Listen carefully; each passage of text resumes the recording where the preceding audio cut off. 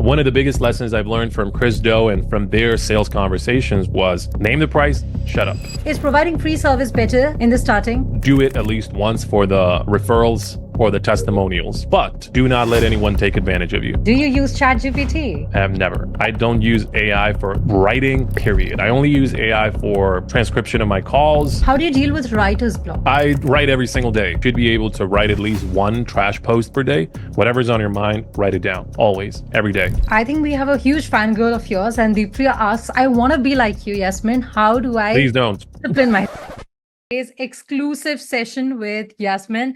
I will start recording this because I know that all of you ask me for the recording all the time after his sessions because so many of you also miss it. So yeah, let me turn on the recording.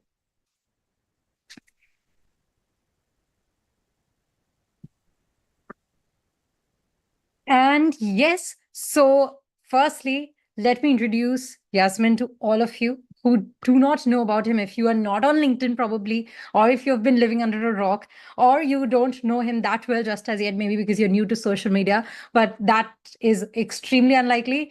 But he is probably the most premium creator you can find on LinkedIn. Okay, he's an absolutely extraordinary influencer. If you've been anywhere near LinkedIn, you have come across his posts more than one time, I'm pretty sure.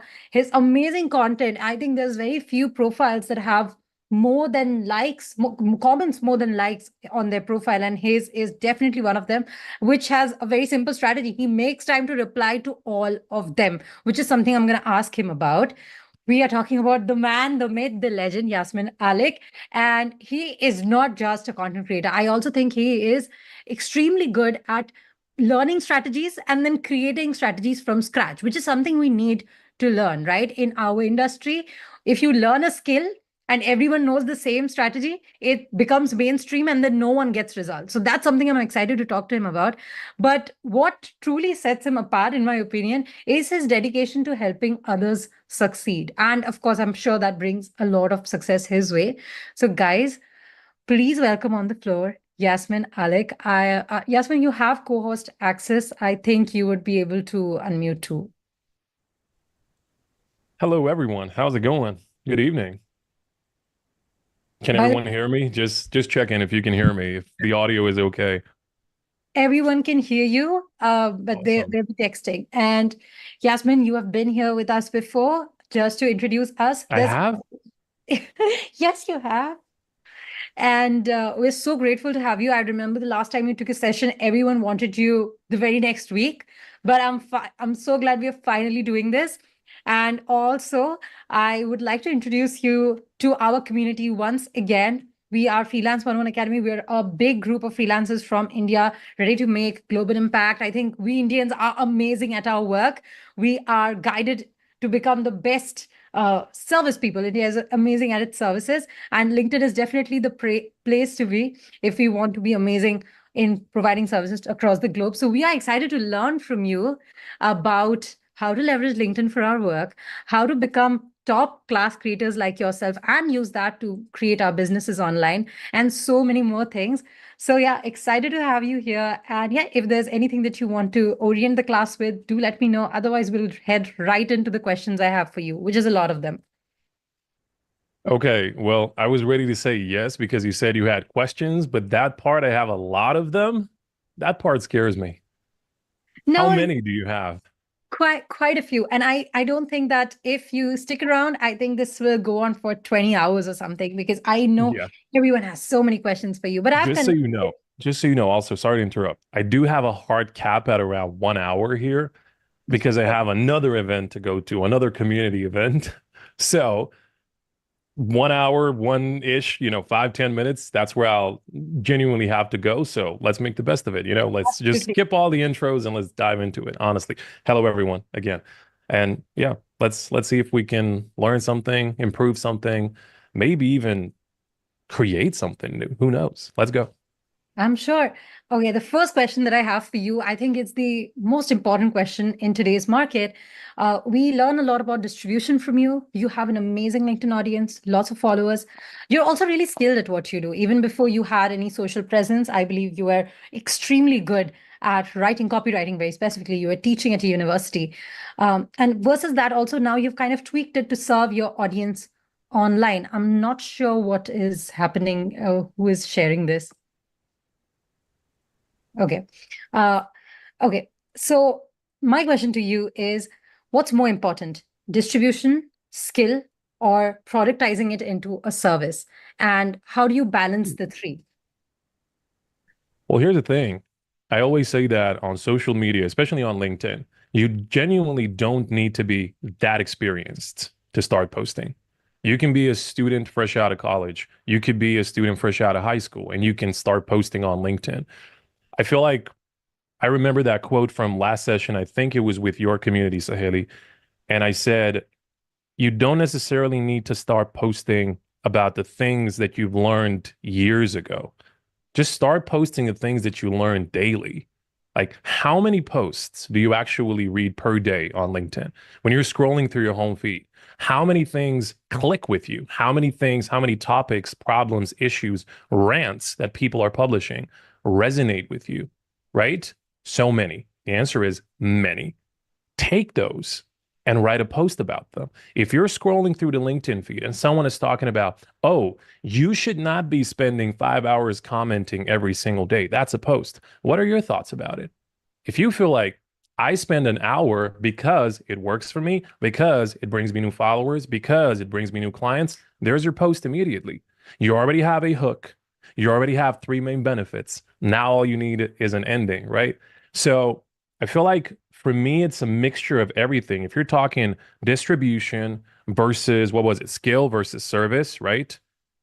I feel like skill comes last, genuinely on social media. And this is so true. Like you have people who are even like taking myself as an example. You have people who have 10 years, 15, 20 years less experience than I do, and they're making more money than I am, which is the reality of, social media in 2024. That's just how it is.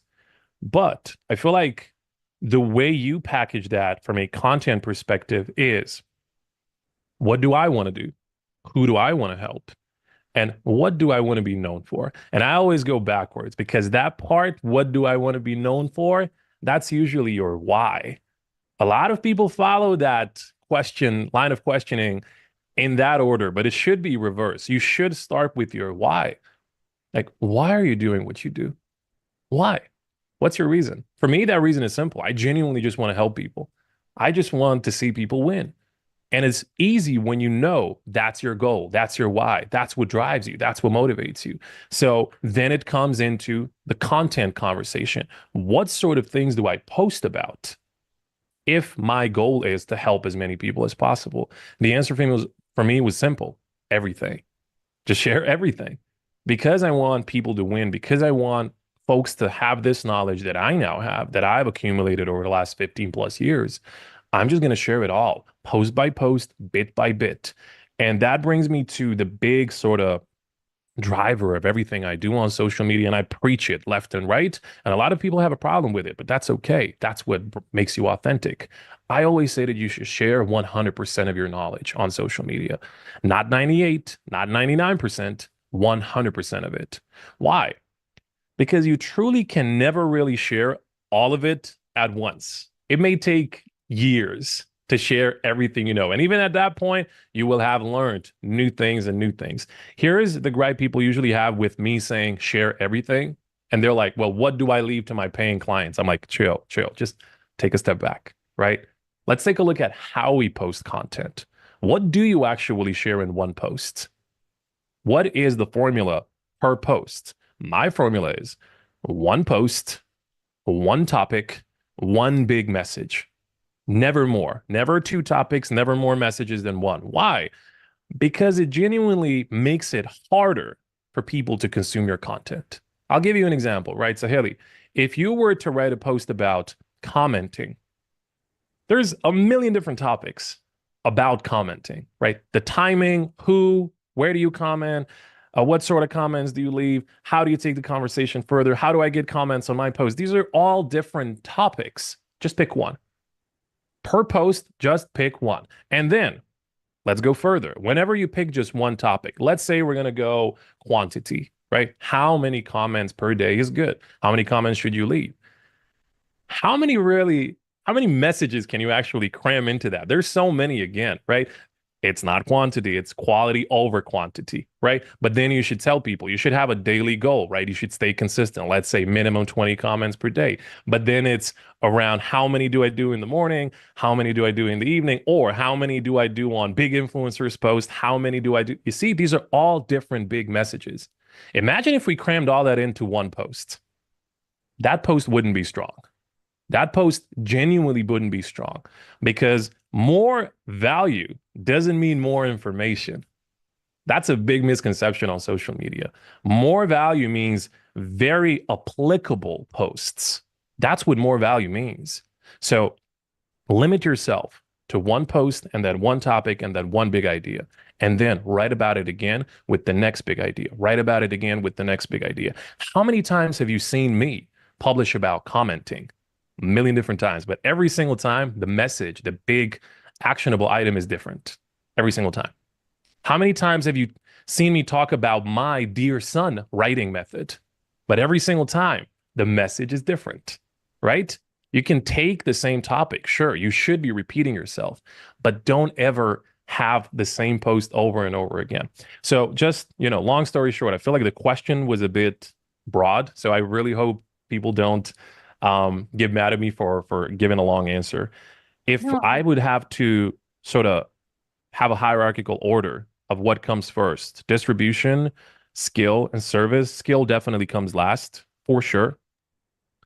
And I would say that your service impacts everything, how you engage with people. But ultimately, if you're not there, if the distribution is not there, if you're not publishing content, you can't even service them. So I would say publishing content first, but then make sure that because you're publishing, you're actually providing a great service, a great experience. I would use that word instead of service to your audience, to your community. So publish first, meaning be there.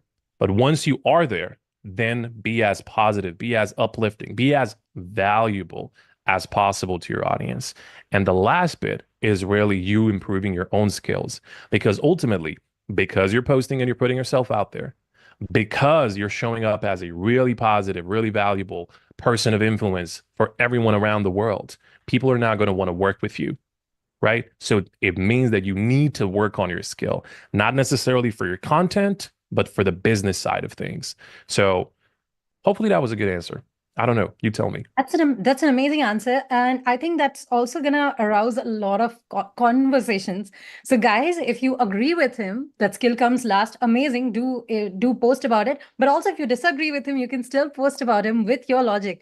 Whenever you attend sessions of experts like him or other people as well, you don't have to always agree with certain things, but you have to facilitate your critical thinking. And talking about critical thinking, Yasmin, we've seen that you often go against a lot of trends. We have often seen that you devise your own strategies about networking, about commenting, about posting even.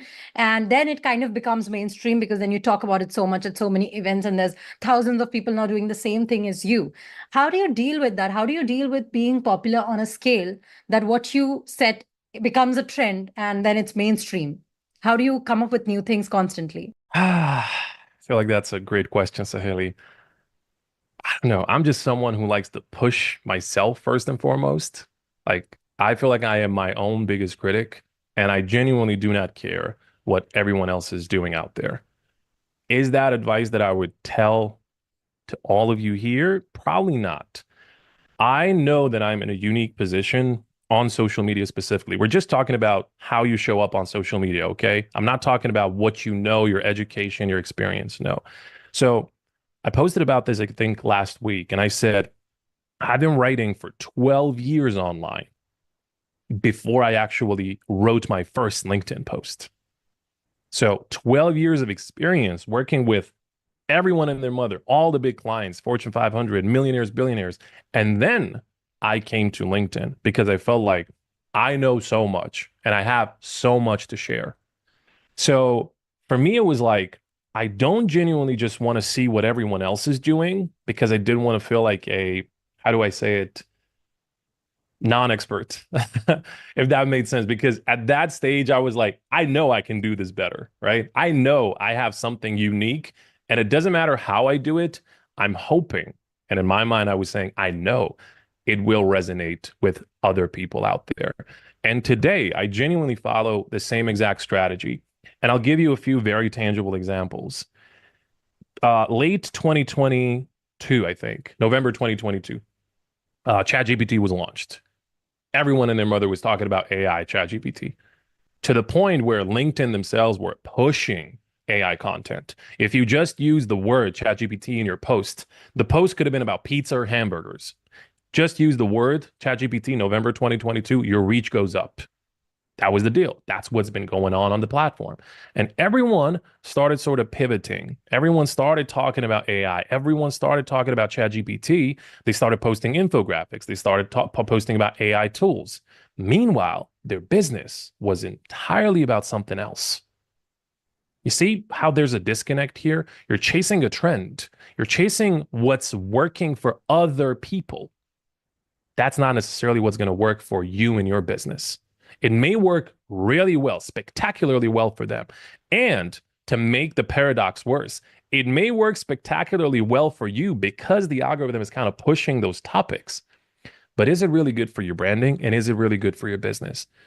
Then you got to go back to those main questions that we were asking: why, what, and who, right? What are you known for?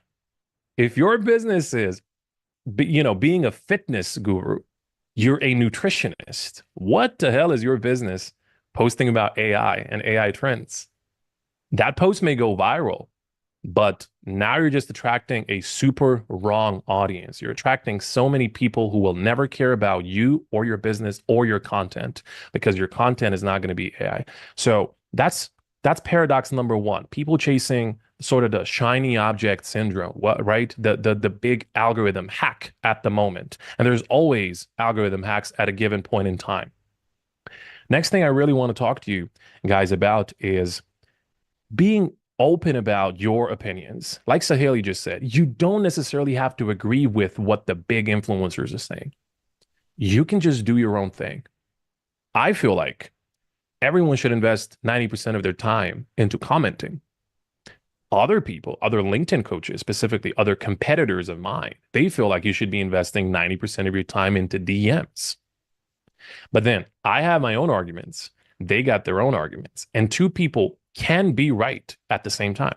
I'm not saying their approach is wrong. They're not saying my approach is wrong. We just have different preferences. So which one do you choose? Which one do you choose? Right? That's the big question. And everyone will have a different answer here. But let's go and flip that on its head. What are you going to choose for your own content? Are you going to start sounding like Jasmin and everything he says and you're just going to repeat, repeat, repeat? Or do you feel like, yeah, he's kind of right, but here's what's been working for me. And that's what I've done in my content. Even though people were saying DMs 90% of the time, I was like, why would I be investing my time into DMs when I can just comment for 30 minutes and get way more reach? And I genuinely do not have to reach out to people.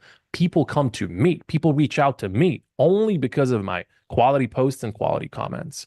And my question was, what's easier? And then a lot of people will, come to my side. They will see that that part is working. For some other people, the commenting bid will not work just because they don't have quality comments or quality content, so on and so forth. This is all to say, second point here, choose what works for you.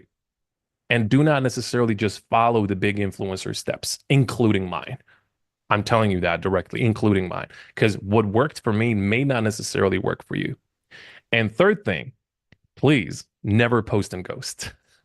I feel like this doesn't get talked about enough. The term post and ghosts on social media exists for a reason.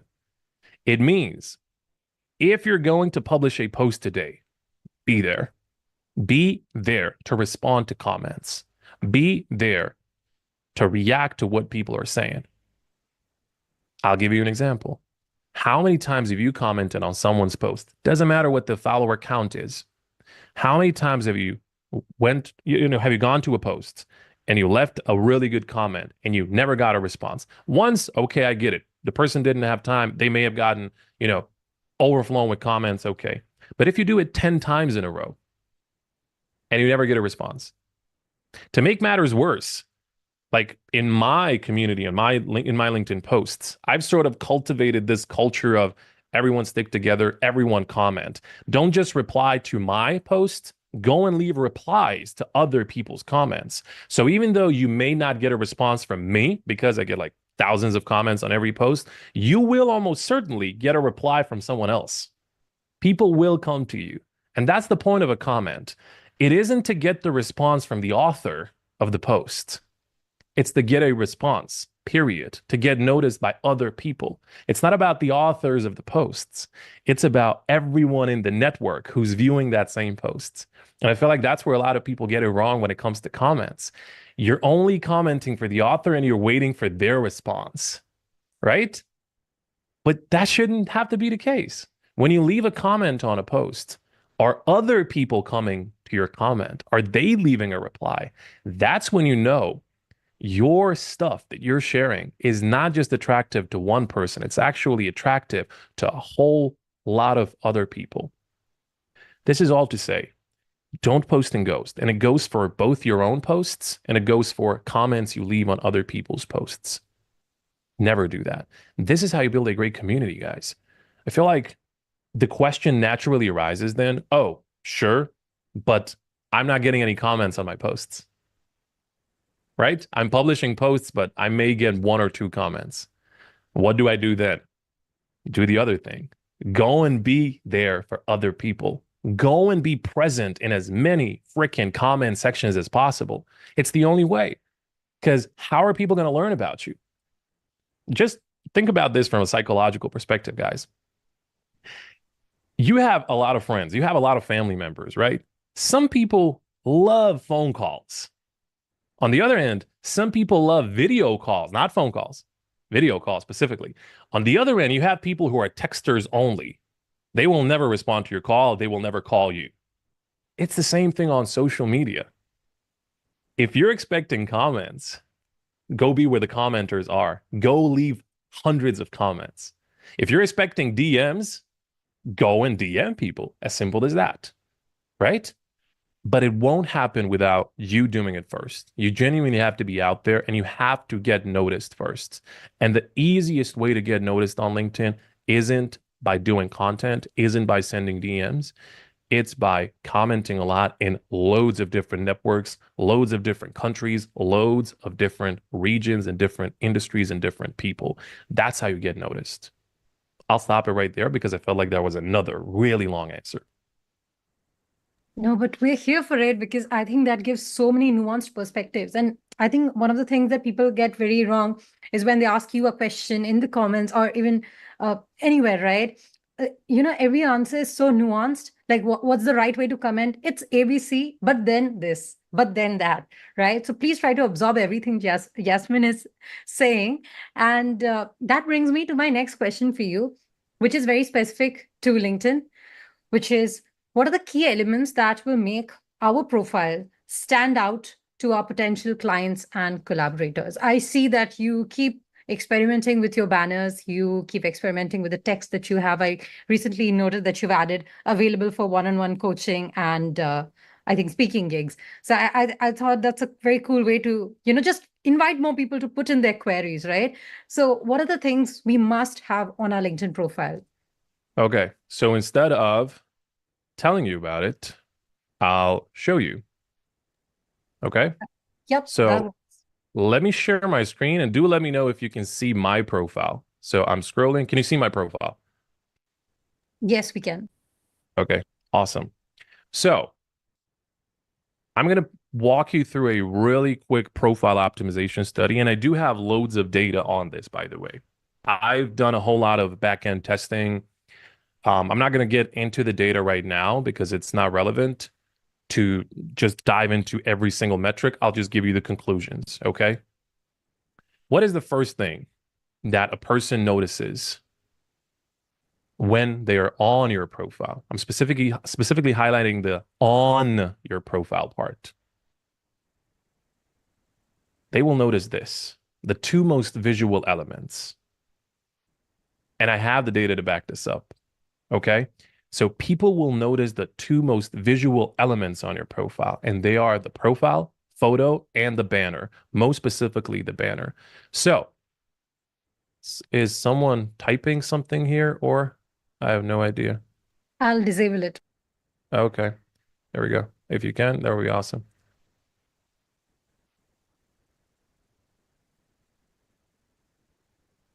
I'll just stop screen sharing for a second and then we'll come back. So whoever that was, come on, guys, behave. Okay, going back. So in your banner, make sure that you're doing three things. Okay. First things first, make sure that whatever you're saying in the banner has a direct connection to your offer. To your offer. Don't go around the topic, go directly into the topic. I'll give you an example of what it means to, I'll give you an example of what it means to do around the topic, right? Versus inside the topic. So you'll see a whole lot of folks saying stuff like enabling marketing teams to capitalize on their full potential. And it's like, what does that even mean? What does that even mean? Right? You're doing everything around the topic. Guys, come on. Whoever's doing By this, the way, this is Jasmine, I think you'll have to turn off the annotation from your screen. It's not coming in for me. So it should be right under the three dots. There would be an option called disable annotation for others. okay. So let You me do find that it? really quickly. Come on, guys. Yeah, it happens in my sessions too, but I think you don't get the option when you're not the one sharing. Okay. So hopefully it's disabled now. Okay. There we go. Take three. So do not do those ominous, as I call them, headlines where you're saying something, but it doesn't really mean anything, right? Enabling marketing teams to capitalize on their full potential. What the heck does that mean? What does it mean? Genuinely, what does it mean? But if you tell me coaching marketing teams to use Sales Navigator like a pro or like pros, then that immediately ties into a business, a service. It means you are a Sales Navigator trainer. Sales Navigator meaning the LinkedIn tool. On my end, I am a LinkedIn coach slash business coach for folks. And for me, it's very easy because a whole lot of people need to learn about LinkedIn first. That's what I am telling them. Learn how to build your brand and your business on LinkedIn, specifically, as simple as that. And my headline ties into that directly, but I'll speak about the headline after the fact. Just focus on the banner right now. So make sure that whatever you're saying is the main thing about your offer. As clear as day, do not use any fancy language, any fancy jargon, none of that. Forget about it. And try to use, always try to, okay? There's different ways to do this, but if you have any sort of social proof, even just one testimonial, use it in your banner.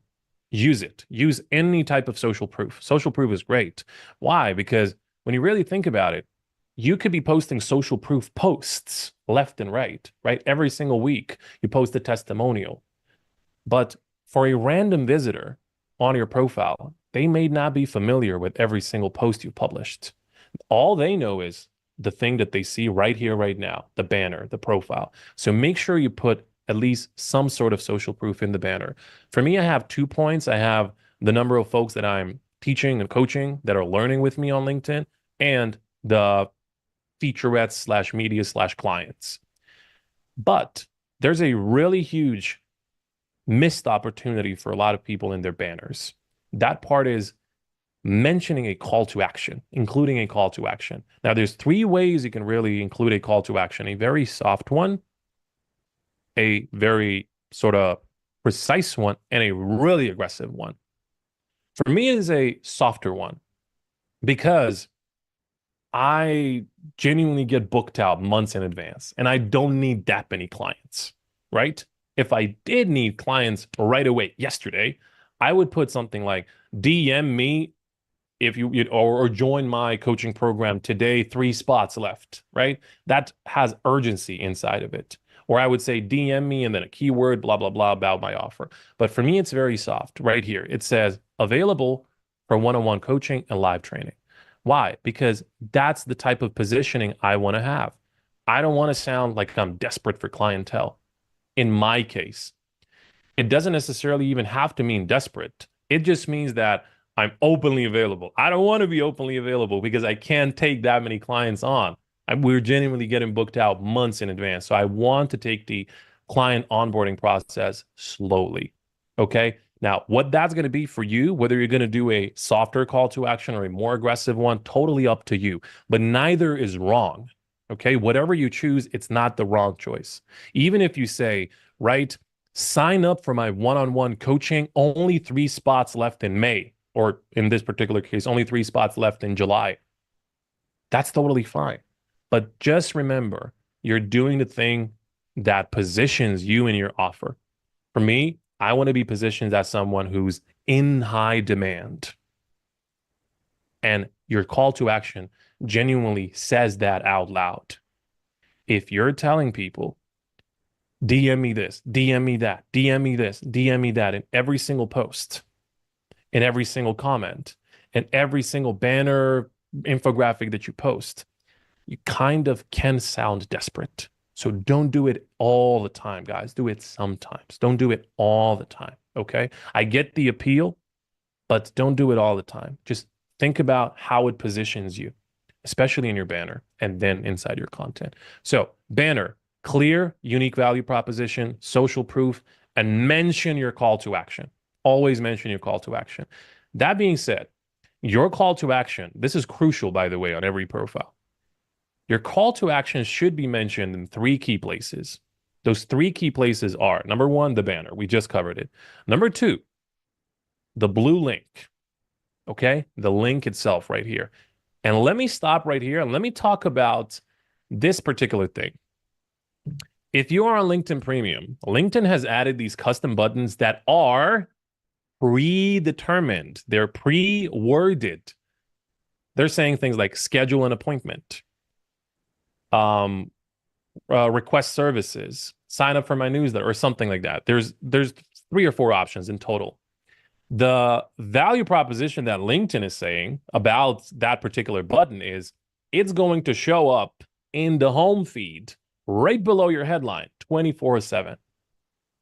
So let me go back to the home feed and let me show you what that looks like. Hopefully, we'll find someone who does use that feature in their headline. So let me scroll further. Yeah, LinkedIn is glitchy, obviously. When isn't it? Hey, Hermosi, how's it going? Okay, John, anyone using the headline? Okay, there we go. Anna, visit my website. Okay. Now, here's the problem, guys. If you were to work with Anna, right, and you don't know her, the thing you would do is you would go to her profile, right, and you would check out, you will learn more about what she's doing. And then you would see the banner, see how noticeable the banner is. This is the first place you look. But here's my question. Where did the visit my website button go? It got lost. It got lost in the UI of LinkedIn. Why? Because LinkedIn made a terrible mistake. And I've measured this. I've measured the number of clicks that a button that is very much hidden, this is the button. But see, this button that is very much highlighted in the home feed isn't highlighted on the profile. It's actually just there. It's lost in the UI elements. The only message, the only button that is highlighted is the message button. This is the only one that is actually emphasized. This is the one that people would click. But I don't need LinkedIn and their new fancy premium features to know that this button wouldn't work anyway. You want to know why? Because no one makes purchase decisions in the home feed. People make purchase decisions, especially for service providers, on people's profiles. So the actionable item for you guys is please do not use this custom button. Please do not lose on clicks and conversions and leads. Please go back to the old version, which is the blue link that you can actually customize and you can determine what it says. Go back to this blue link format right here. Come on, LinkedIn, load up, please. and it's glitchy. There we go. So this button right here, this format right here, because you can customize it and you can make it say whatever you want to say. And it's actually noticeable and clickable. Okay, go back to this profile. And I do have data to back this up. Again, we've done testing on a lot of people's profiles and we've tracked how many clicks that button gets, the new premium shiny feature versus the old way where a lot of people know exactly where it is and it's actually more noticeable. This one wins 9 times out of 10. So please always use this one and make sure that you repeat the same exact call to action from your banner about the same exact service. Just reword it a little bit. So my call to action is available for one-on-one coaching. And then the same thing, book your one-on-one, grow your LinkedIn. Same exact service. I'm not talking about two different things. People make this mistake where in their banner, they're going to say available for coaching, but then whatever the hottest offer is, subscribe to my newsletter right here. See, you're missing the point. You've just told them one thing and now you're saying them, you're saying another thing. It doesn't make sense. Repeat your offer 3 times on the profile. So this is place number 1 in the banner. This is place number 2. And this should be place number 3, the first featured link. First featured link. Why first? Why not the second or third? The same exact offer from your banner in the blue link. Why first? It's very simple. On desktop, the way you see it right here, 3 links will show up, but 70+% of LinkedIn's users, they use LinkedIn on their mobile app. And on mobile, only 1 link is shown. And then you have to swipe right, then swipe right, not 3 of them. Here, the featured section has 3 links. On mobile, only 1 at a time is shown. So only the first one will get shown, and then people have to swipe for the other ones. But because the first one is shown, make sure to repeat the same exact offer from the banner, from the blue link right here. Think about it like this. In the banner, you introduce your offer. In the blue link, you solidify it. And in the featured section, this is where you sell it. This is where you seal the deal. And I have measured this. 67% of all clicks, and don't feel free to quote me on this if you want to, whatever. But I'm not going to give you the data because it's on my end. And yeah, 60% of all clicks happen right here. Clicks, okay? Clicks. First click on the profile happens right here in the first featured link. Is that valuable? Hell yeah. Because you know where a person is most likely to click to work with you. That is why you need to do some pre-work, right? Introduce the offer first. Then make sure that it's the right offer again. Make sure that they know that that's the offer you want them to take action on. And then push it down their throats. Quite literally, this is the last place where they're going to see your offer. And with that, I'm going to quit my very short LinkedIn profile optimization checklist. There you go. Thank you so much. That was quite short. And I have one question very specifically. On LinkedIn, we have 3 major metrics we look at: profile viewers, I think post impressions, and search appearances, right? Like LinkedIn prioritizes those metrics. But in your opinion, are those actually important metrics? Yes or no? And if not, what are some other metrics we should be looking at when we are looking at LinkedIn growth very specifically? And I think it also relates to other social media platforms. So you guys can also, try to tweak it for your preferred social media channels. Sorry, which metrics did you mention? I totally zoned out. The 3 metrics that we see the moment we go into our LinkedIn profile, right? Profile Oh, views, okay. impressions, and search appearances. For me, profile views are the most important, honestly. And I'll tell you why. Because if you don't have traffic on your profile, you won't have traffic in your DMs or in your sales pipeline. As simple as that. As simple as that. But to do all of that, to focus on profile views first, optimize your profile, just like I've explained right now. Then focus on how do you get the visibility? How do you get more profile clicks? And we've actually explained it today. Comments are the easiest way. Comments are the easiest way to get more people back to your profile by being in as many places as possible and leaving really, really value-driven comments, right? Because that's going to prompt people to click always on your profile. And as a result, if your profile is optimized for your target audience, they should be taking action. As simple as that. That's just sales psychology one-on-one. But if you don't have an optimized profile and you're getting a whole lot of traffic, you want to know what happens? Zero sales. You want to know how I know that? Because a lot of people that I coach, they're really big LinkedIn creators. Okay. There are people who have 100,000, 200,000, 500,000 followers. I coach them all on LinkedIn.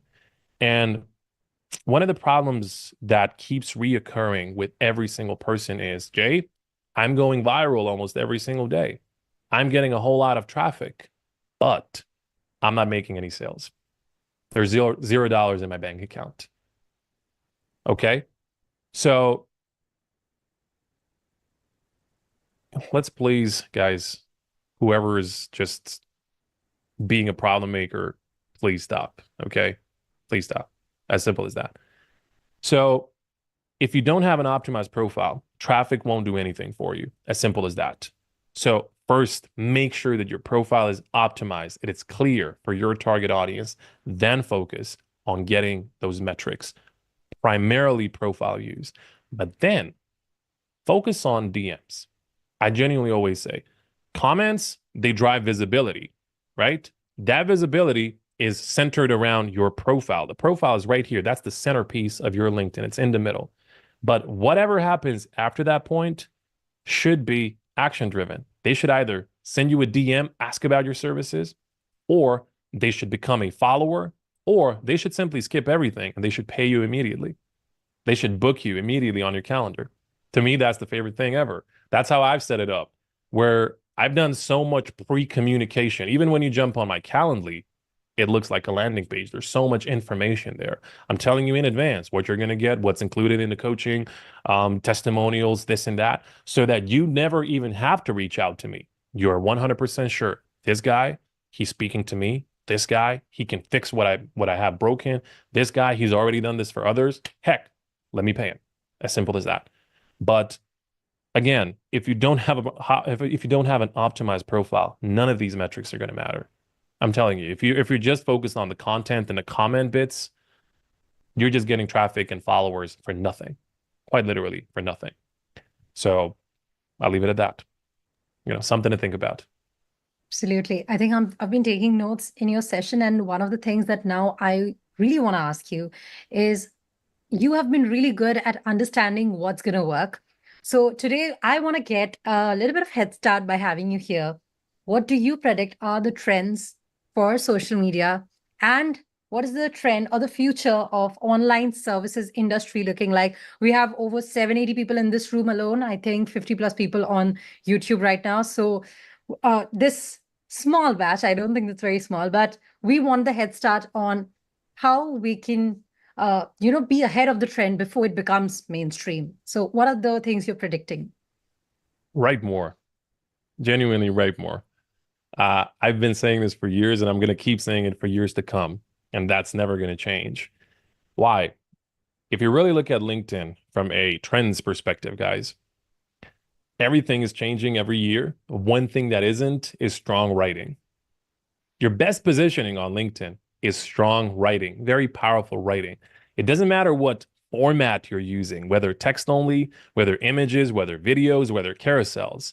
If you're not communicating in the right way, if you're not improving how you write, none of that's going to matter.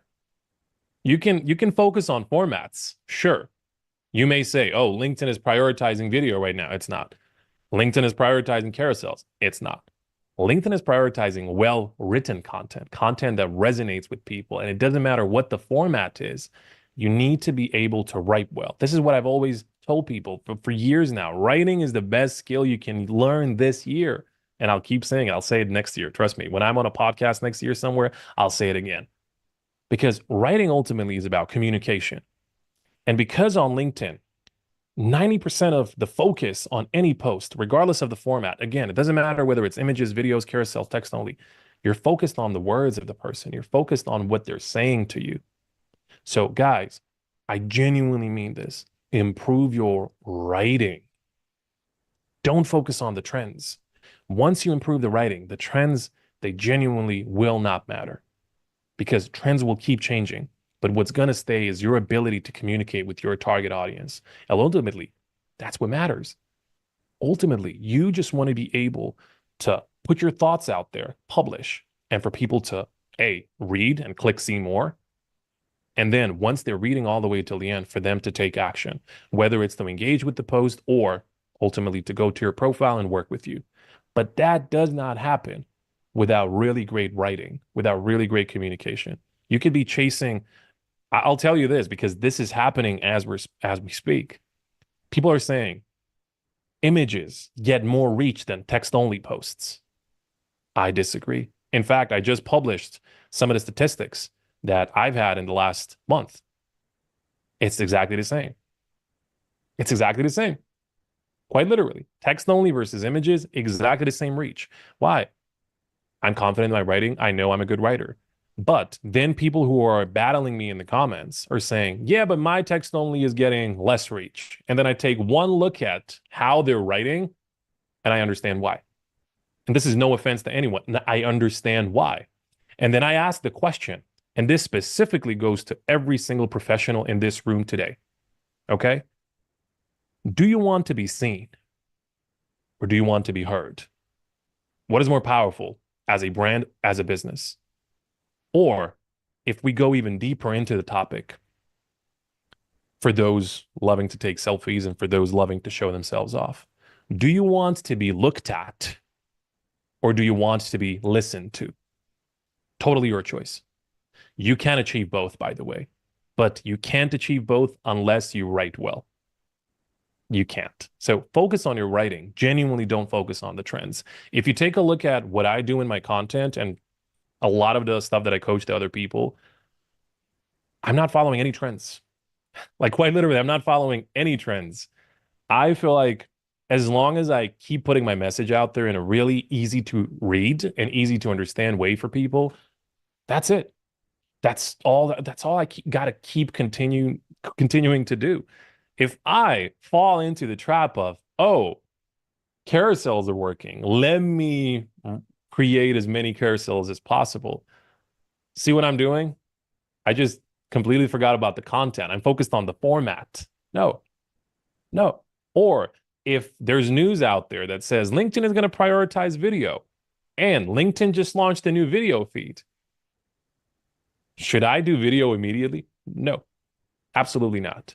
I'm going to be focused on pushing my message out there in the best written format possible, whatever the other formats are. And I genuinely advise you all to do the same. Focus on your writing, not the format itself.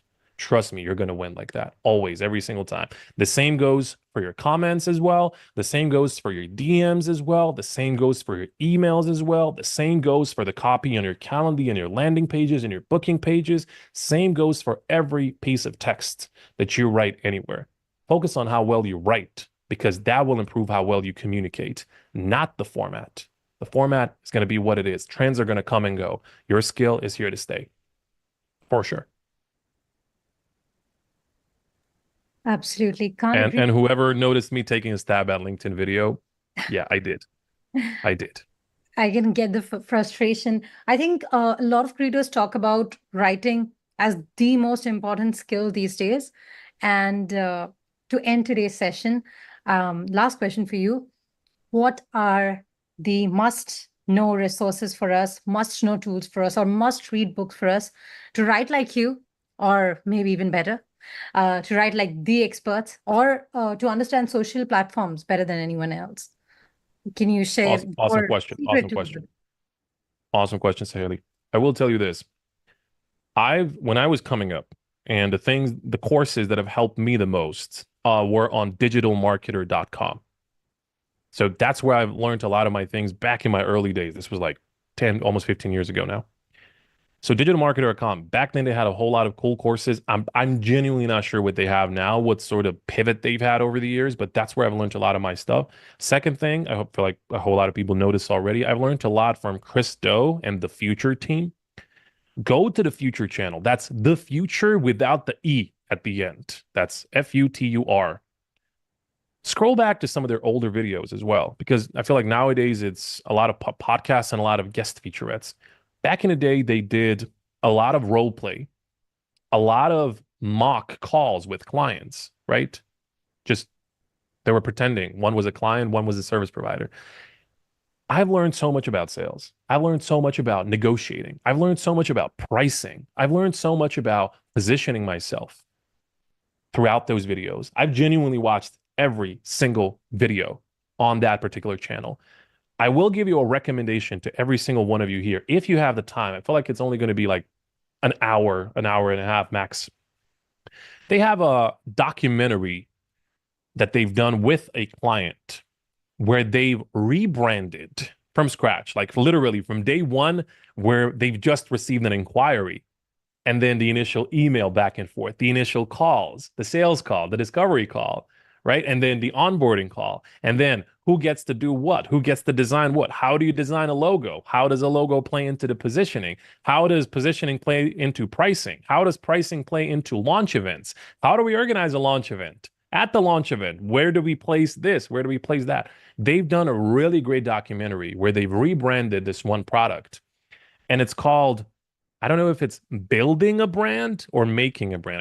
I think it's building a brand. It's on the Future channel. You'll easily find it. I feel like it's only 11, 12 episodes. They're really short episodes. So highly recommend you watch that. That thing I recommended to so many people over the years, and I might actually watch it tonight again, just to remind myself of a lot of the things that I've learned in that video. It's genuinely not a writing video. It's not a marketing video. It's not a branding video. It's everything in one, right? They're designers, but they're also salespeople. They're also business owners. They're negotiators. They're thinkers. They're problem fixers and problem solvers. All of that. And you also get to watch it from two perspectives, from the service provider, but also from the client's perspective. What are they looking for? What are their frustrations, right? So you get to understand both sides of the coin, meaning how can I improve my relationship with my clients, but also how can I improve my own service and how I position myself based on what you learned in that rebranding episode. I feel like it's called Building a Brand. If anyone can find a link, feel free to drop it in the chat.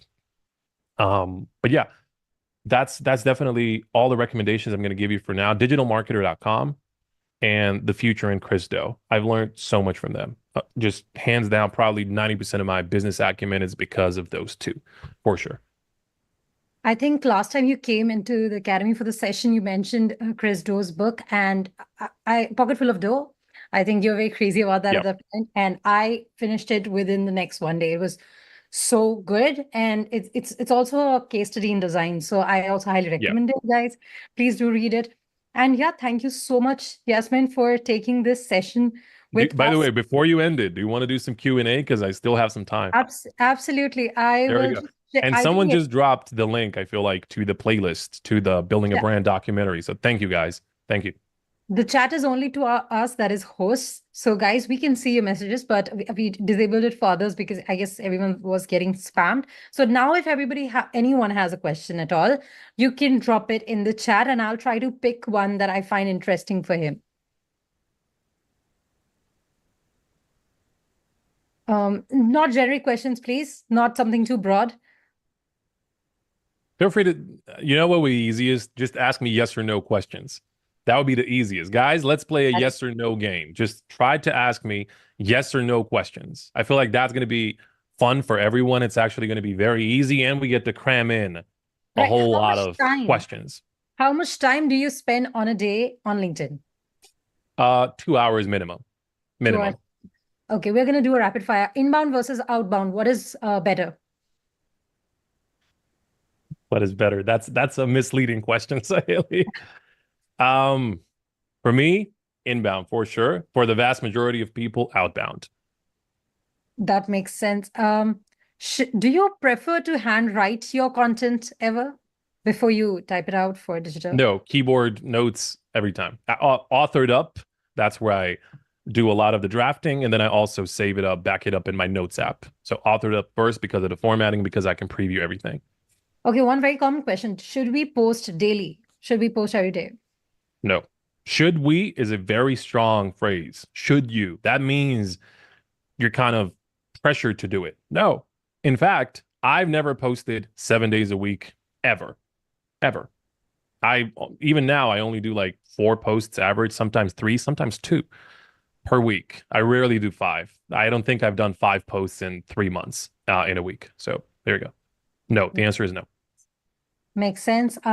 What else do we have? It's just like going like this. I Should can we go provide? through it if you want to. I can go through the No, chat no if you worry, want. no worry. I'll be able to filter better because I'm used to this. Is providing free service better in the starting? Well, I have a unique opinion on that because I've done it as well. Do it at least once for the referrals, for the testimonials. It is what it is, right? Do it at least once, but do not let anyone take advantage of you. Okay. My opinion is that you should do it at the very beginning. You're not getting any clients anyhow. At least you're going to get a testimonial out of it. There you go. Do you use ChatGPT? I have never. Never. Oh wow, So that's I don't something. use AI for writing, period. So if you're going to ask me about other tools, I don't use AI for writing, period. I only use AI for transcription of my calls, and I may use it for design. That's it. For writing, never. Wow, that's inspiring. Is chart? No, I think this is not a good question. How do you deal with writer's block? I write every single day. I genuinely write every single day. I always say you should be able to write at least one trash post per day. Trash post, yes, I mean a throwaway post. I am someone who writes anywhere between 2 to 10 posts every single day. And a lot of those, naturally, they sit in my drafts. They're literally just practice posts. I publish 4 per week on average. So that should tell you something. Out of like 50 per week that I write, I only publish 4. So practice a lot, guys. That's how you'll never get writer's block. Just whatever's on your mind, write it down always, every day. Makes sense. I think we have a huge fangirl of yours, and Deepriya asks, I want to be like you, Yasmin. How do I Please don't. discipline myself? Please don't. Honestly, just you'll find your own lane. Whoever asked that, I didn't catch the name, but you'll find your own lane. Just I feel like this has a lot to do with not just business, but the way I've been brought up. Just be good to people, right? Just put your most valuable stuff out there. Be helpful in the comments. Just be someone who people know they can trust. That's how you're going to get them to trust you with their money as well. So there you go. A very nice question, but I'm going to tweak it a little bit. Do you say no more often now? Yes, I do. That makes so much sense. I think we should see you so much available online. Uh, uh, how do you manage to set boundaries with your clients as a highly paid freelancer or service providers? I'm very confident in the types of services that I offer. I just tell them how it is. One of the biggest lessons I've learned from Chris Do and from their sales conversations was whenever you mention the price or whenever you mention what's included in your offer, and you're going to hear, but guys, please pay attention to what I'm about to say now. This is crucial life advice for if you're going to run a business. If you drop the price and you drop what's included, shut up. Stay silent. Do not say anything. Let the client do the talking because the second you start explaining your price, explaining your service, you're justifying. You are not feeling confident in what you offer. Don't. Name the price, shut up. Drop the ball, shut up. Best advice I've ever gotten in business, genuinely. How to create an agreement, or do you have an agreement? When you say agreement, do you mean like a contract? I guess so, with your clients. Just go to DocuSign. They have a lot of templates. DocuSign.com. DocuSign is the easiest. They can sign electronically and it's binding, legally binding. So there you go. Works. Okay, too And fast. make sure it's a one pager always. A lot of times those contracts, they like 15 pages. Just make sure it's a one pager. Easy as that. Have you taken any courses to upskill lately? I have. I've been playing around a lot on children's playgrounds with my son. And just letting go of all the pressure of social media helps me be better at social media. I know this is not the answer that's going to be applicable to everyone, but for me, disconnecting from social media lately has been the best thing I've ever done. I don't spend as much time anymore. I feel like too much consumption, overconsumption is not good at any point. So just try to disconnect, guys. Go and enjoy life. I feel like we spend way too much time in the online world. Just go spend time with your friends, spend time with your loved ones. If you have kids, spend time with your kids, with your fiancés, girlfriends, boyfriends. Just be there. Be out there. Do you have any content checklist that you look at before you hit post? No. I just at this point kind of have a filter of what is good and what isn't. I've written thousands of posts. For me, it's more about is it applicable, right? Like, can you take this, can you take the thing that I've said in my post, even if it's a motivational post, and can you actually do something with it right away, like in the next 10 seconds? That's my checklist. Like, can you apply it right away? If not, I didn't do a good job. Should we schedule posts? I don't. I'm going to Oh, leave it at that because I don't want to get in LinkedIn trouble. So that answer should tell you everything. I never schedule my posts for a reason. okay. I think we should avoid that too then. Um, do you consume a lot of content on LinkedIn as well, or do you mostly spend your time with your creation? I consume a lot actually. Um, I write a lot every day, but that for me is like a separate part of my daily routine. I consume a lot of content, but luckily I've optimized my feed to a point where I now only see the type of content that I would want to see anyhow. So I've shared this advice before in the past, and it always gets me in trouble. Unfollow more people, guys. Just unfollow. My rule is out of 10 posts that I see in the main feed, if I can't comment on nine of them, my feed is not optimized. So unfollow more people. Trust me when I tell you, if your trouble is I can't find the time to comment, it takes way too much time. It doesn't. You're probably just scrolling way too much and wasting your time. So make sure that your feed is optimized and at least nine posts that you see out of 10, you can actually comment on them. This will only happen if you unfollow the people whose content you just don't resonate with, and that's fine. And by the way, before you ask, no, this does not mean you're going to lose your connections. Connect and follow, they're two separate features. You can disconnect someone and you can still follow them, or you can unfollow them and still stay connected. Just so you know. That makes sense. Book recommendations, I think a lot of them are asking for. So if there are any other books that you want to recommend.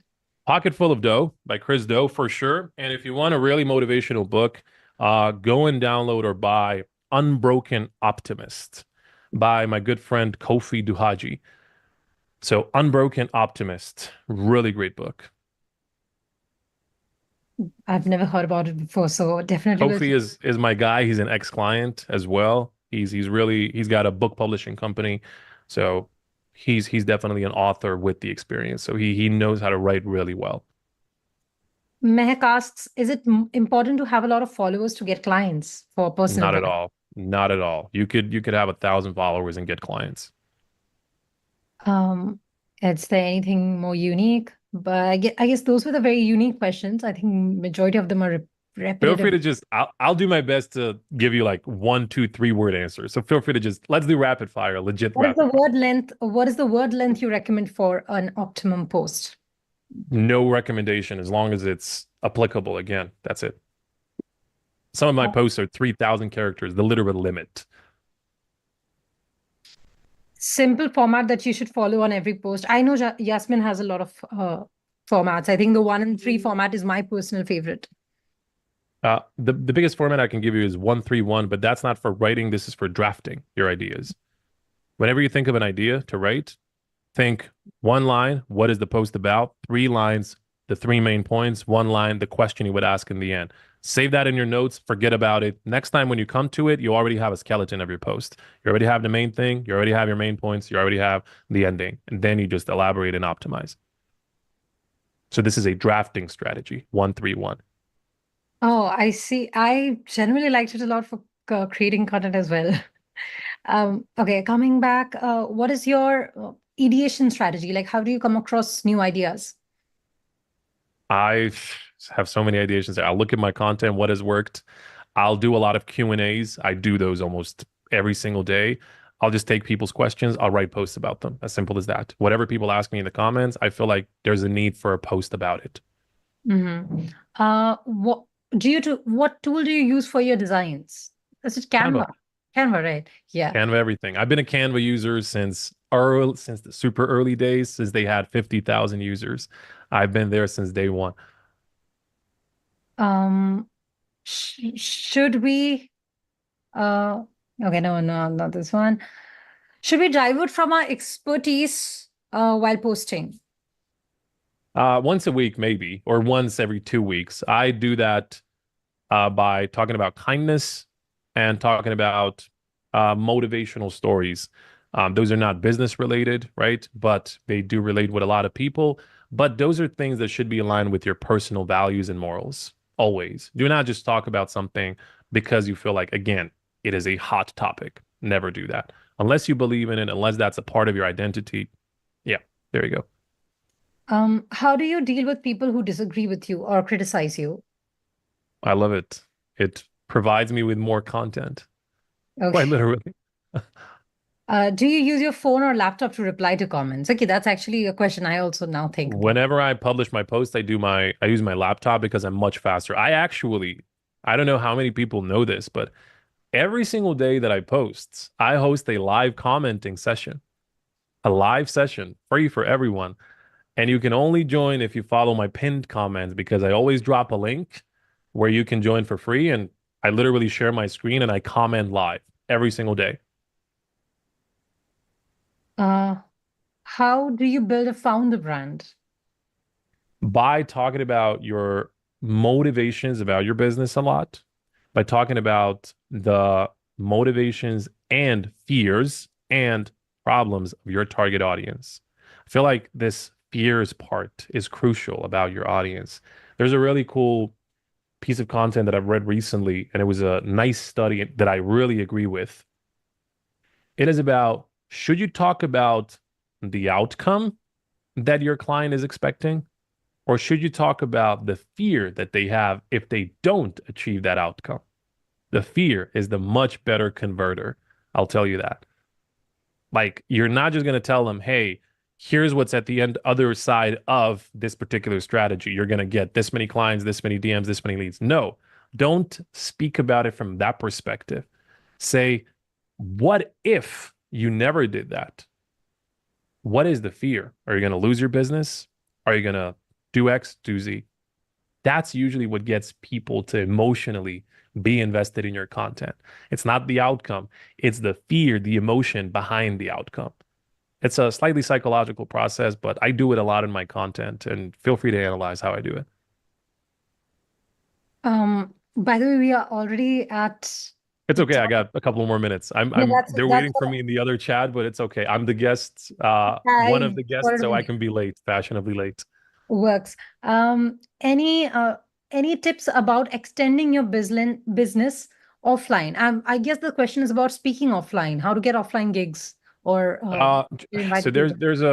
there's a really cool thing. I spoke about it in a carousel once before.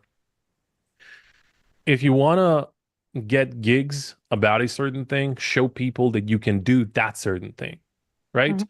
At the very beginning of my keynote journey, you can scroll back. What I used to do is I would sit in an empty classroom and I would place my phone somewhere and I would pretend that I'm talking. Like I would literally have hand movements like this, but the camera is from this angle and it looks like I'm on stage speaking to an audience. You don't see the audience, but that's not the point.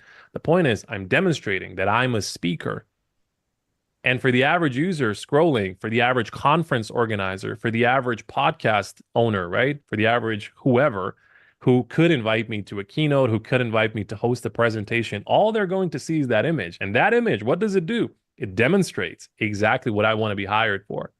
So pay attention to how creatively you can represent what you want to be hired for.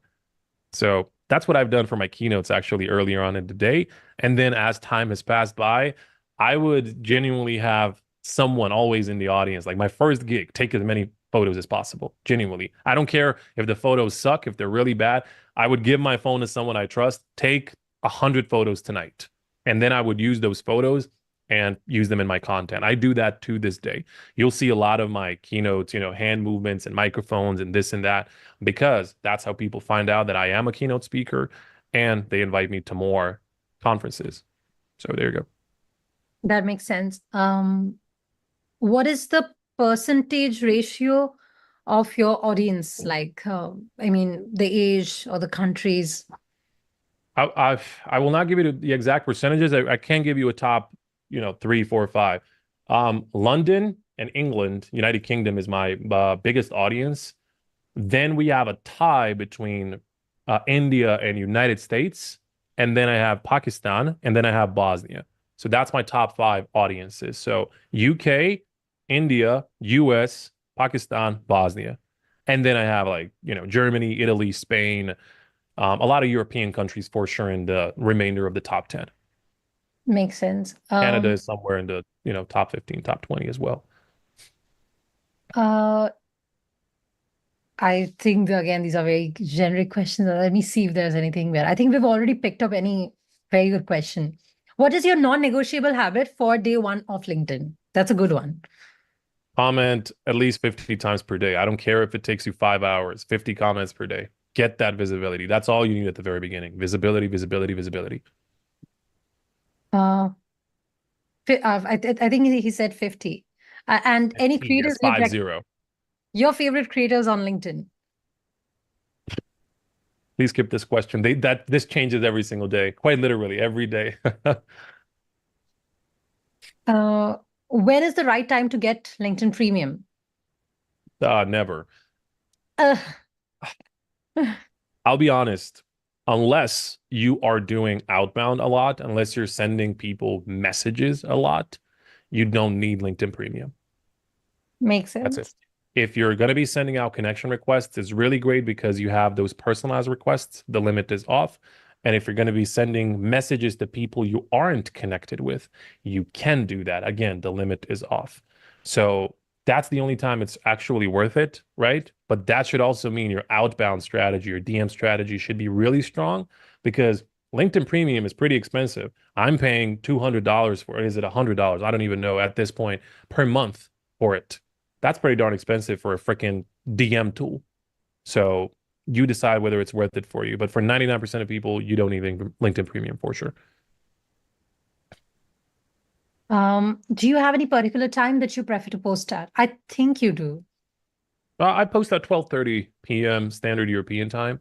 That's, how I can tackle US early risers, a lot of people in Europe because it's the middle of the day, and a lot of people in Southeast Asia, India, Australia, just because it's late afternoon slash late evening.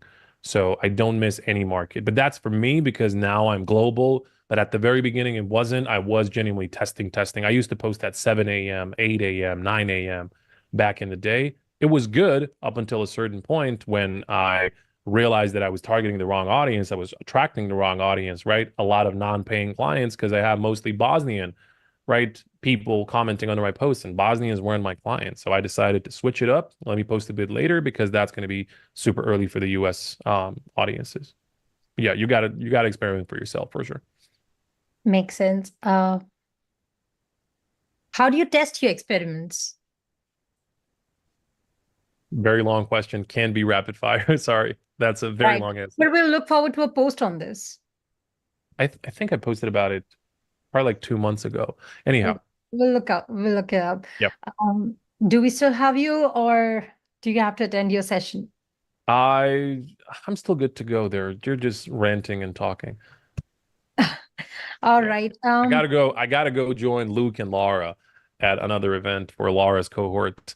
But they know me there very well, so let them wait. Um, do you ever send cold DMs to get clients? I don't think to get These clients, you'd be but surprised. These days, I don't necessarily send cold DMs. I send messages to folks who I know from the comments, or I scroll really, really back, like months back in my DMs because I genuinely get hundreds of messages per day. I don't have a VA. I don't have anyone to take care of my DMs. I want to be in control. And I miss a lot of messages. That means, yes, I'm leaving a whole lot of money on the table. And please do not message me about becoming my VA. I'm not hiring at the moment. Um, I scroll back a lot and then I reach out to people who've reached out to me in the back. Is that a cold DM at that point because it's been months since they reached out first? I don't know, but actually like reaching out to strangers and selling and pushing my service, no, I don't do that. Cold DMing, absolutely not. For me, it's inbound all the way in the sort of warm outreach approach, commenting, building familiarity, and then you reach out because you already know them. I've spoken about warm outreach, my approach in a lot of my posts. I had a question that I did not ask because I was not sure if you would have the time for it. But what do you think builds credibility as an online service provider, except our service itself, of course? But let's say I'm starting today, I don't have a lot of body of work. What builds my credibility online the fastest? Really good opinions, and being in a lot of places. You'll be surprised. So, yeah, I could name who it is, but I don't want to. One of the currently biggest creators on the platform, when they started, they didn't have a whole lot of experience, period. But what they've done is they've started to share whatever they've learned that day, and they've started to share their own opinions about what they've learned every single day. Those opinions position you as an authority, right? Because everyone can just share information, but then you just become a resource hub, an informational guru. People don't have necessarily a connection with you because you're never sharing your own opinions. And a lot of people are making this mistake in their content. They are purely sharing information. I could Google that same information, but please always add your own 2 cents. And those 2 cents, that unique opinion, should be somewhere in the beginning of the post, not all the way down. This is how you position yourself as an authority from day one.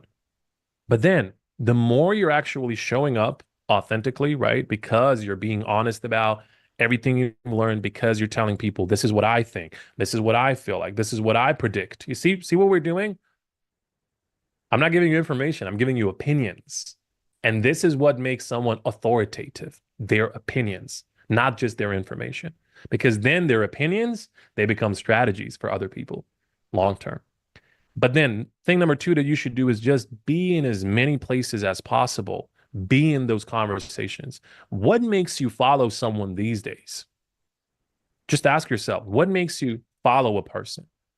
Because you're probably seeing them a lot in everyone's comments. And you feel like, oh, this person knows everyone. They're connected. No, they're just commenting a lot, and they're commenting really well. So comment a lot, always a non-negotiable, but also share your opinions, not just your information. Show people the how, not just the now. I always say that. The now means, hey, here's what happened. Here's the information. The how means, here's how I got there. Here's why. Here was my thought process. Here's how I felt about it. Here's the emotion. That's what creates authority, not the information.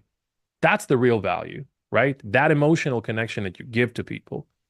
And it also shows up in the comments as well, that exact emotional connection. Because if you're just gonna, repeat what a person has said in the post, again, does it build that emotional connection? No. But if you share an opinion and your own advice based on an opinion, see how that's different, then that can resonate with people, especially new people. So yeah, authority is built on opinions and presence in all the right places, for sure. Do you also not use any LinkedIn tools for analytics or I analytics? only use Authored Up for everything. So I'll show you guys. I where's my LinkedIn gone? So let me open up my LinkedIn really, give me a second. So the only thing that I actually use for all my analytics, yeah, forget the screen share. It's glitching. Sorry. Is Authored Up. Authored Up's analytics for me are the best. I've been saying it since day one. It's the best tool on the market. And I feel like at this point, people know me and Authored Up as like a love story. I've been using the tool since day one. So yeah, Authored Up, hands down, best tool for LinkedIn on the market. Um, Outbound strategy for LinkedIn, if you have any. I do, but that's going to be a very long answer because I coach that to people in a 1 hour session. So definitely not possible to cover that. I have my own DM/outbound strategy that I coach to people. Very successful, might I add, for 99% of the people that use it.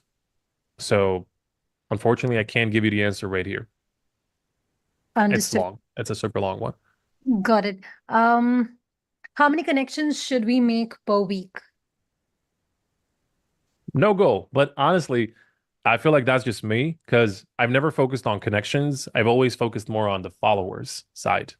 Um, for me, it's always been like if a person is gonna engage with me that many times, we're gonna become a connection either way. I'm not just gonna connect with someone just because they've added me.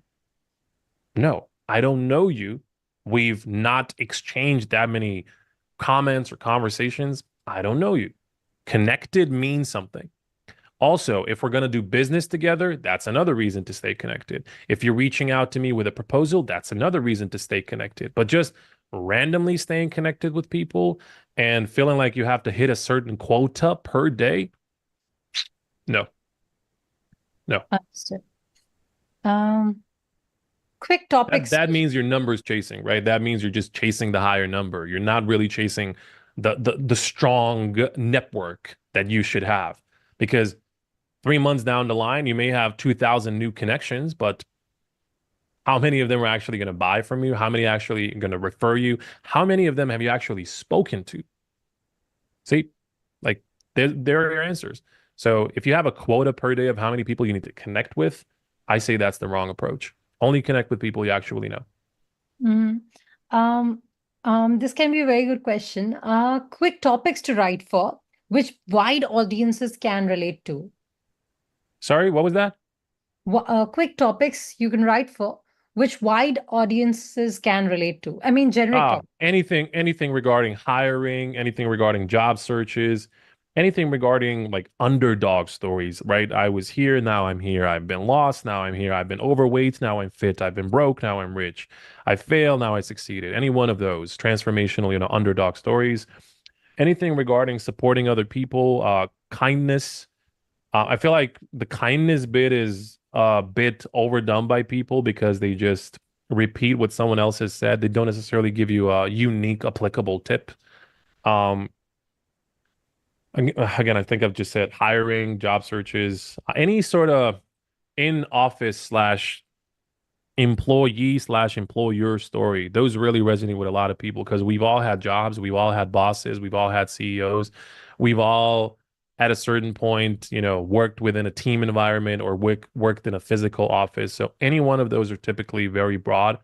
So yeah, those work definitely. Right. How many more questions can we take? I'll choose the questions I was accordingly. just writing to Luke and Laura, and they said, we're just warming up. Would be good if you come midway so people are ready. So I assume midway means 7 more minutes.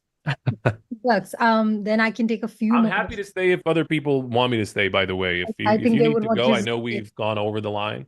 Just No, just do I let think they would want you to stay as long as you can, but I'm gonna take some more questions then if we have 7 minutes because that's a good time. Okay, this one's good.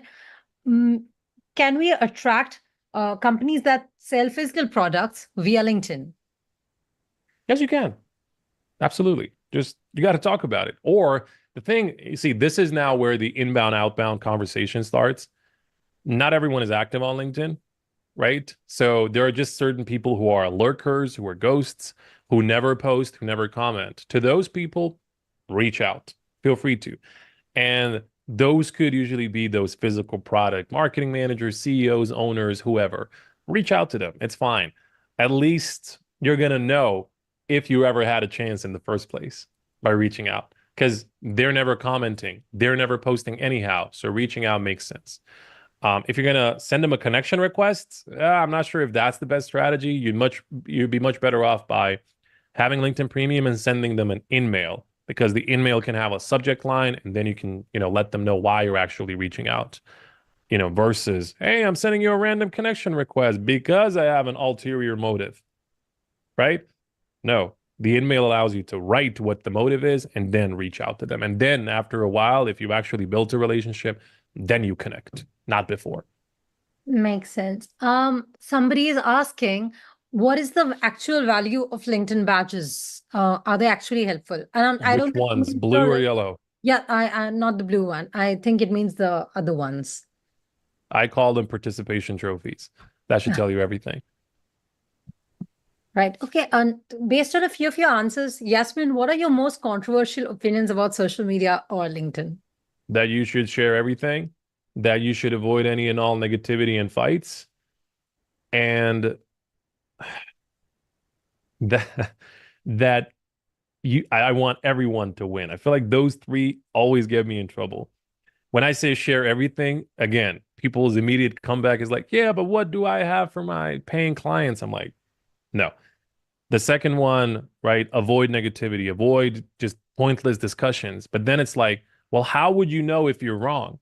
How would you know if there are other opinions and points of view out there? And I'm like, well, there's a nicer way to go about it. Because if you're insulting or if you're calling people out, there's a lot of the service providers do this really often, and I hate that sort of content where they say, "You've heard the guru say," and then they quote something, but that is really bad advice. And then every single post is like that. You've heard someone say this. You've heard someone say that. You've heard. At that point, you're just a negative person. You're no longer sharing your own advice. You're literally just picking at other people. You're a bully. So I hate those types of posts. I hate those types of comments. Just because I feel like there's a nicer way to go about it. What's the nicer way? What's the easier way? What's the actual better way to position yourself? Simply skip the part where you're calling out the other person. If you're going to tell me you've heard the guru say this, and that, it's bad. Here's my advice that could work for you. Skip those first two lines. Just write your post. Here's my advice that could work for you. If your advice is that good, you don't need to be calling other people out. If your advice is that good, it's going to work by itself. And I stick to that every single time. But then again, people just love drama. People love discussions. For me, there's a clear line between a professional discussion and just plain negativity and fighting and bickering in the comments. My favorite friend is the block button. Peace out, and I save my sanity. Um, and the third one, what was the third one that I said? I'm trying to remember what was the third one that I said. I'll remember. Someone remind me if you're taking notes. But yeah, what gets me in trouble? What was number three that I said? Oh yeah, I want all people to win. Well, Luke, actually, my friend Luke Matthews, he always fights with me about this. Like, no, I don't want everyone to win, or no, not everyone can win. Or when I say we've crossed, 200 and whatever thousand followers. It's like, it's not we, it's you. And I'm like, no, but man, this is a community, right? We're all in this together. Like we're all learning here. Well, yeah, but it's you. And I'm like, you don't get it. But that's just, how you view the world, right? Is it, do you want more people to win? Or is it, I don't feel like everyone deserves to win?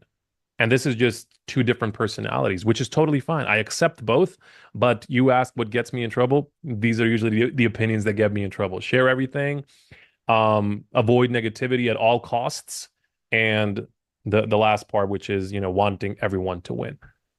right. And I also feel like when it comes to social content, guys, we can see everything. I mean literally everything in the world, positively or negatively. Like I could be looking at Yasmin now and I could be like, wow, it's nice that he's wearing a casual blue t-shirt. Or I can be like, oh my God, this is so many people. He should be dressed in absolute formals. LinkedIn is a professional platform. Where are the ethics? Where are the manners? So I almost picked everything. my outfits today. I spent 5 minutes picking out my outfit, just so you know. Thank you so much for that. You look amazing. And yeah, Thank so you. I just wanted to illustrate that if you want to pick something, pick at something, you can pick at literally anything and you can back it up with anything, right? So yeah, be kind. I feel like the social world in general is so hard to be on. I've been doing social media for 8 years. Yasmin, how many years have you been using social media for? I know that you've been popular on LinkedIn for 2, 3 years now, That's but a great question. I've used the early MySpace. I've used the early MSN. I've used the early we called it MIRTs back in the day, the AOLs of the world. Mhm. I've been using social media probably since the late 90s. Wow, Yeah.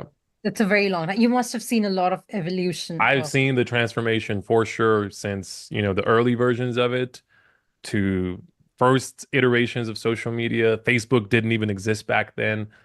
Yeah, for sure. I've been in social media for a very long time. So for me, it's always about human behavior, right? What makes people tick?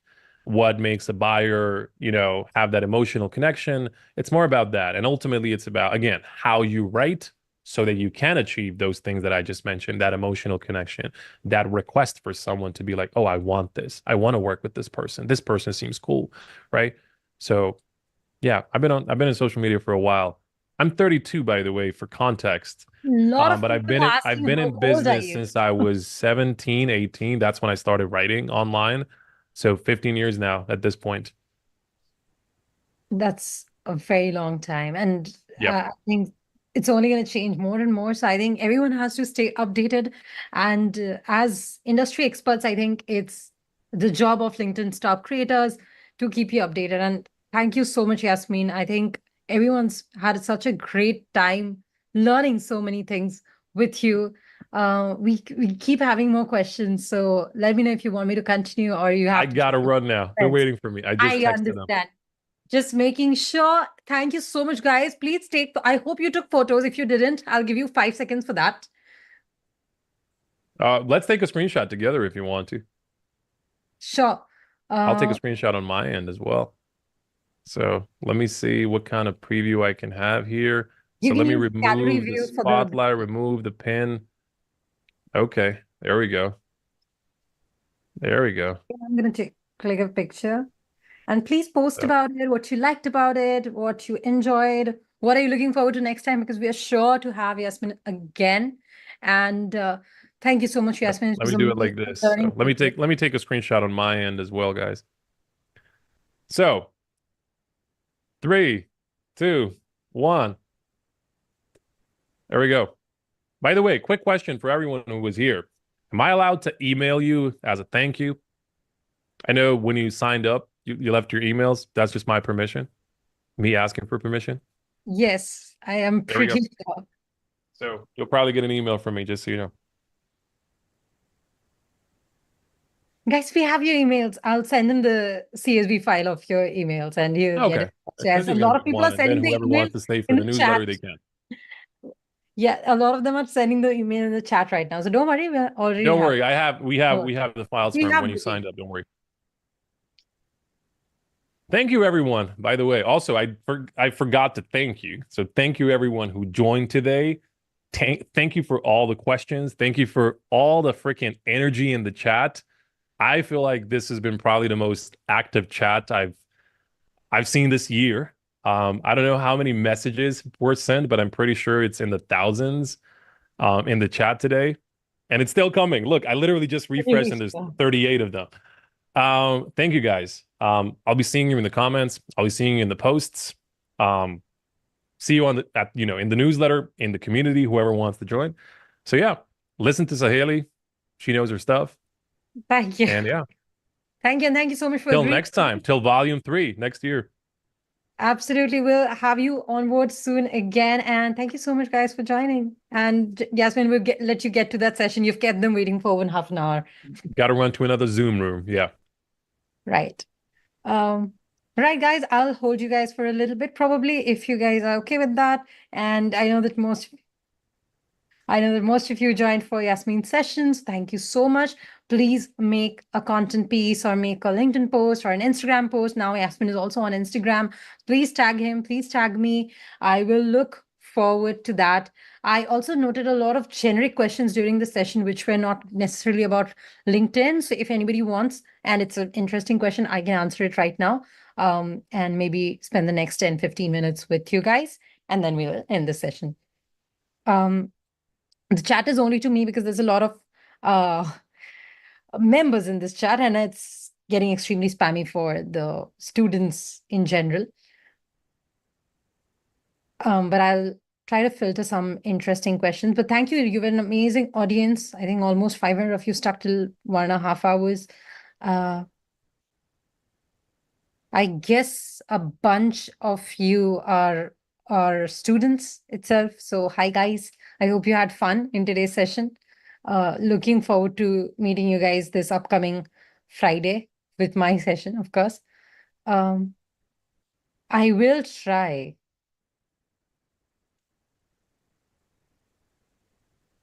Okay, I'll try to see what again. Now I see more specific question. Uh,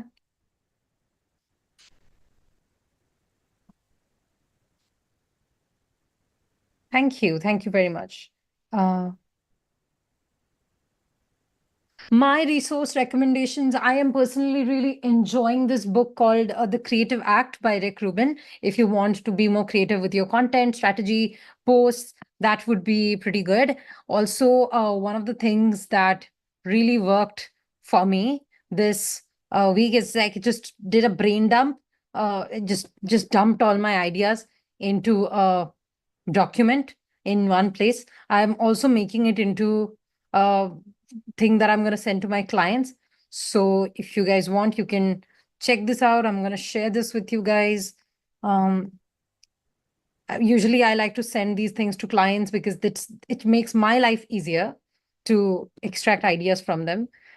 So yeah, this is something that can help you probably with creativity in general as well, because so much of content is like based on visibility.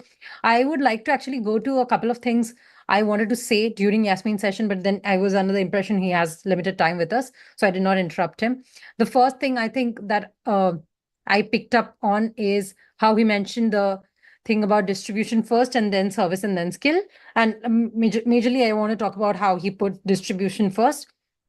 And I agree with him on that. I don't know about majority of you, but there are way too many skilled people out there who don't know how to attract an audience simply by virtue of being who they are. They're extremely smart and they're not able to do things that feel more appealing to a general audience. And I have had a lot of exposure to experts in the last few years. And what I've realized is that their brains perform at such an optimum level, they don't understand what the general public relates to. So 100% attracting distribution is very, very difficult. Okay. Another thing in general, I want to say is that being an influencer or a content creator is not very much something people respect even today. I think recently this video of Kareena Kapoor was going pretty viral because of the way she said influencer. And uh, on that, I want to say it's very difficult. It looks very easy, like when you see Apurva or like these popular profiles, like they are just having fun and being so popular. You feel like it's very easy life, but also behind the scene, I'm sure there's a process of making a script that actually people want to watch. Because if you try to do something like that today, you might not be able to do it. So distribution build karna, it's definitely something extremely difficult. So you have to learn how to do it. And it's a mix of generic content and niche content. Sometimes generic content as well, sometimes niche content as well. Need to know both. Okay. If you check out my profile, you'll always see a mix of both. Okay. Which is not like, do you think it's my choice to dance on Love Bomber, baby? No, not yet. But I know it's going viral. Okay. So we're still live on YouTube. We should have probably start. But I really don't understand. Like, there are sometimes people who are like, how the fuck are you dancing? I have to. I mean, or also I don't have a big problem with dancing, right? There are things I have a problem with that I won't do. Okay, for example, I would probably not make sexual jokes online, but there are people who are very happy to do that. There's a guy called Easy Snippet, and his entire feed is full of like some clickbait, which is slightly sexualizing, and then he goes into his own thing. Okay, it's not aligning with my values, but if you don't have a problem, you can do it. I don't care. Okay, it's your life, your choice. But building distribution is very difficult. Not everyone is able to do it. So it does not give anyone the right to disrespect those who are able to do it, that too consistently. One of the things that I must say about Yasmin, or I can only say that about very few content creators also, very few people are able to sustain their popularity through passing years. As years pass, relevance decreases. And the other day I was reading this urban case study on how like people don't become household names like they used to, even in the US, right? But that's so true, because with the reels and everything, the connection is very difficult. So yeah, I think Yasmin was right about distribution, but you also have to improve your skill. I think you cannot sustain that, because after one level, it doesn't really work anymore, right? Because if your skill is not supporting your distribution, then you will not be able to make it work. Okay. Another thing that I wanted to talk about from the things he picked up is he said that I used to post and ghost, and it reminded me of the time that I used to post and ghost. Okay, so basically I used to follow certain strategies, but then I didn't used to check things or check messages or to carry forward conversations. Um, and I realized the underlying reason is that if I go to that post and now I see that somebody's saying something negative, and the hire karna to dur ki baat, they're not even like saying something positive to me, then I'll feel really bad. So then the psychology is let me not even look at it, because it's like the ostrich syndrome. If you can't see it, it's not there, right? So I have done that a lot too. I have posted and ghosted like crazy. Okay. So if that's happening to you, you do something, but then you don't check up on it or you don't do it consistently, just remind yourself that it's gonna happen. You have to make your mind ready for that. Like you have to be ready for that. I still remember for the first time when my mentor told me that I have to go and post in a Facebook group about my successes to attract clients.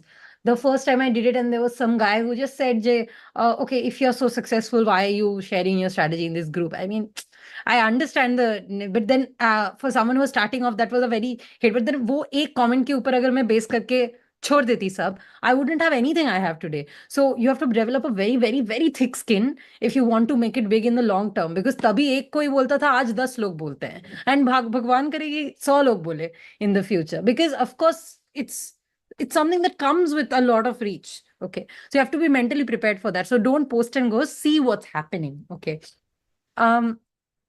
Also, what else did he mention that I thought I wanted to talk about? Is there anything that anyone else wants more clarity on the things that he spoke about? I'll be happy to pick one of them up.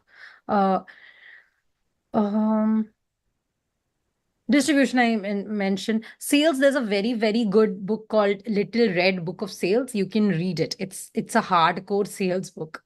Okay. Also, try to watch Varun Maya's recent video where he tire ranks a lot of work jobs. And that was a killer video. I'm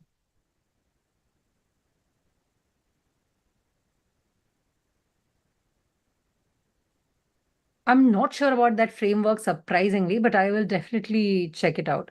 Should we stick to one platform initially? Yes, 100%. You should stick to one platform initially. And these days, I personally feel even School is a very good platform. School.com, SKOOL.com. You can find the groups that are related to you. The free groups have thousands of members, and those are like much more niche than generic Facebook group. But that's not a strategy that I use actively. So I can't be sure about it yet. But it's pretty good. Matlab, I've seen it's better than an average Facebook group for sure, at least engagement wise. So you can check that out. School is very, very good, right? My partner, he's trying to focus things on things like coding, AI, and ML. I just keep encouraging him to go to those groups. You make connections and network with the people there. Very nice groups, very interesting groups. So if you have a certain industry which is pretty high in demand, you'll probably find a good free group there. And then you can probably contribute to the community. Chris Do, the DO, that's the name. Last couple of questions I will take. Good questions. A lot of you have watched it. Very good. There's already a lot of content out there. How do you create something that others haven't? By leaning into your own experiences and leaning into your things that are happening to you. You cannot create content that's new if you don't have new experiences. So, for example, when it comes to getting clients, right? And this is something that I have seen very much reflected. I think anyone with a little bit of acumen can look at my profile and tell which content piece is done by me and which one is not, because there's such a stark difference. But it doesn't matter in the longer game. So it's better that I outsource a little bit. But if you see that my content is always very different from the content that my team creates, because my team has generic knowledge and they'll pick up the generic 3 ways to get clients and everything, which is great. Like the beginners need that. But my nuanced approaches come from my real experience, right? So, for example, lately I had a very unique experience when a prospect asked me to turn on my video. So I ghosted the client. Okay. And it sounds crazy. Okay. So this is a content piece that no one else would probably think of making because it happened to me. So when things happen to you, then only you can think, acha, I can probably write about that. Or acha, I can probably post about this. Okay. So you have to go out and get some experiences. Otherwise, you cannot think of new ideas. So new ideas don't exist in isolation. New ideas also don't exist by doing searches on your competitors or seeing what content other people are creating. New ideas come when you put yourself in new situations.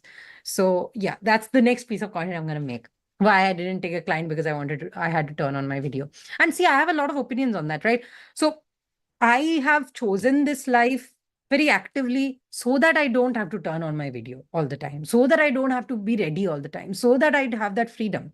Now, if I am not taking that freedom when I have the opportunity, what is the difference between me and another employee who has to listen to the things that the boss says all the time? This flexibility to choose is, of course, going to be there.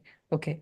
And whenever I do something like this, there are other reasons also I've rejected clients. So people are like, okay, it's $1,500, maybe you rejected. What if it was for $15K? I wouldn't have rejected. Okay, that's the plain answer. Okay, I don't know what people think. 50,000 होता तो शायद reject नहीं करती. ठीक है, but ठीक है, that was the one. That is my privilege. That's how much my privilege is allowing me to do. Okay, so I have earned that kind of privilege now. So same for you. Maybe you have the privilege to host a certain project, not the one to uh, ghost other ones. Okay. Also, coming on the topic of privilege, right? That's a very, very interesting. That's also a very interesting insight that I feel like talking about lately, because a lot of times it's like either the privilege is not acknowledged, or there's a lot of hidden privileges, right? I think that is something I talked about in a recent video of mine. Is my hidden privilege 100% has been that my mother is a housewife, and I had the space when I was living with my parents. I wouldn't have to think about what to cook. I didn't have any sick family members that I had to take care of. And the privilege is not like somebody coming and giving me a project. That is not a privilege. Privilege is the absence of those obstacles. Okay. And yeah, good internet is also a privilege. Very good. Yeah. So now that you recognize that, okay, that is also a privilege. Okay. So maybe that can be a content for your next post. So the moment you start thinking very critically, new content ideas would come to you. Okay. And I think that's really important. Or for example, like a lot of people make a big fuss about the fact that I made money at 21, but I've been working since I was 17. Actually, since I was 15. So, मतलब 4 years में हुआ है. मतलब it's not like I got born at 21 and then I had a killer success. I also failed very badly at a few things. So, but fair enough. I think I do also don't talk about my failures. But okay, I absolutely sucked at a few things, which is fine. I mean, I've tried more things uh, than most people have. So makes sense that way. But yeah, privilege is something that I really, really want people to probably understand, at least, if not acknowledge. At least I like understand, right? I think that's something that I've only appreciated as the years have grown, since I've been living alone. And then I have my dog and I have to take care of her. And then on the days that I have a lot of work, I just realize ki maybe it would have been nice to have somebody always there for you. Uh, how much relevance do you give to AI? Yeah, it's definitely like if AI is gonna. So I'll tell you something I heard from a friend recently. AI is not here to take your job, but AI is definitely gonna change your job. Okay. And that made a lot of sense, right? AI आया है तो बहुत सारे jobs बने भी हैं, right? Lots of people are working in coding, creating new products. Okay, AI startups तो हो रहे हैं ना, मतलब some jobs will go, but some jobs will also come into the market. So you have to be on the outlook of looking out for the opportunities all the time. And yeah, how to find a mentor? I think the best way to find a mentor is to find somebody you really enjoy the content of or what they say. Okay, like I really think of Varun Maya as my mentor. Now, I don't talk to him on a regular basis, but I just see the things he does. I stay updated with the things he does. Okay. And yeah, it's been very, very interesting to learn things from him. Okay. There's been different mentors at different points of life. Like the today, if you think of me as a mentor, I really hope you get to a stage that next year you cannot think that way. So your mentors will also change with time because you will grow in life. uh yes, looking forward to tomorrow's session as well. I will see you tomorrow. uh and yeah, last question, anything interesting? Which funnel? We don't use any funnel builder, but our websites are on Webflow.